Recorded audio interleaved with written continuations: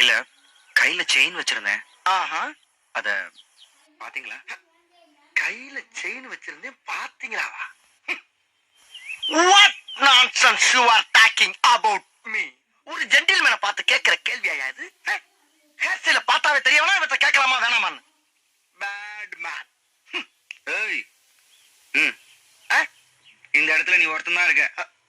உனக்கு தெரியாம செயின் எங்கேயும் போயிருக்காது. எடு. நான் ஒருத்தர் இருந்தா நான் தான் எடுத்துன்னு அர்த்தமா? Don't speak loose talk. உனக்கு டவுட்டா இருந்தா ஃபுல் பாடியை செக்அப் பண்ணிக்க. அனாவசியமா சந்தேகப்பட்டு நான் அசிங்கப்படுத்தப்படாது. ம், அப் ம்